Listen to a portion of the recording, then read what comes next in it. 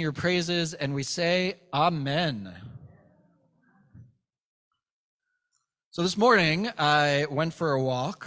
We might know that I have been calling myself a runner, but haven't been running since July because of some knee pain. So finally trying to get back into at least walking, a little bit exercise, but also a little bit of just being present. And at some point I took out my headphones, stopped listening to the biography of Jackson, and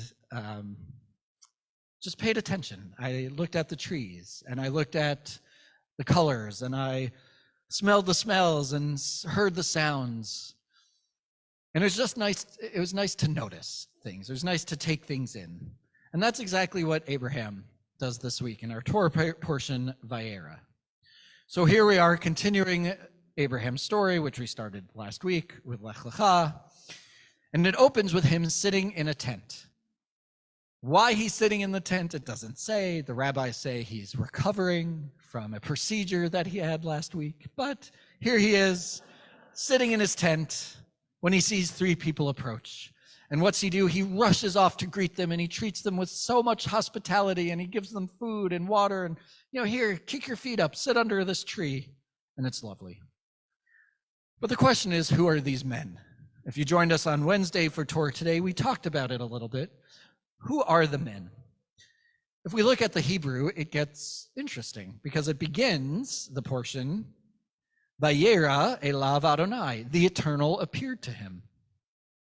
And then it continues in the next verse, Vayisa enav vayar hine shlosha anashim, looking up, behold, he saw three people. So who was it? Did God appear to him? Or did these three people appear to him?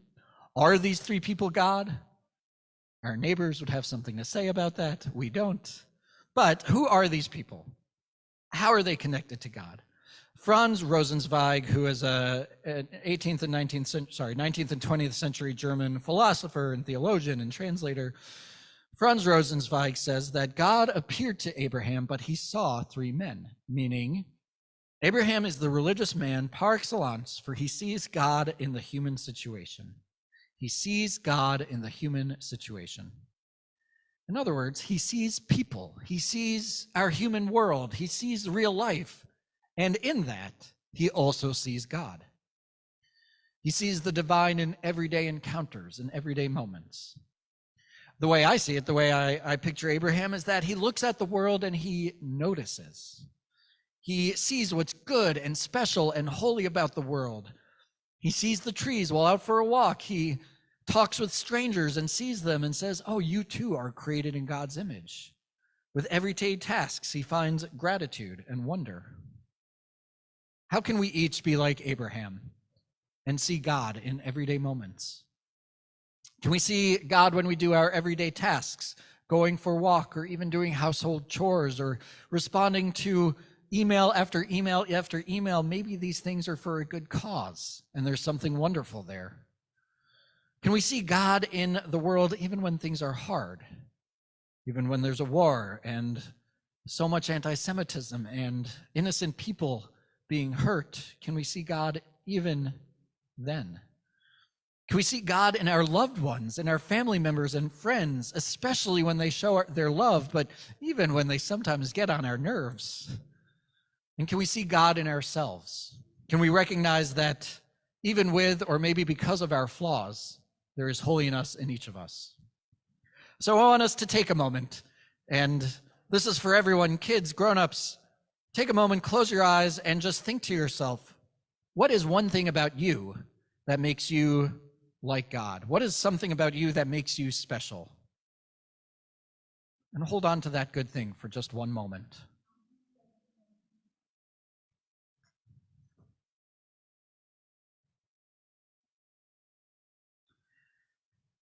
May we each continue to see God in our everyday encounters, to notice what is holy and special and beautiful about the world, even when that world might be challenging, to find God in our everyday tasks, in our friends and in our family, and of course, in ourselves. Amen. Take a moment to reflect on these words.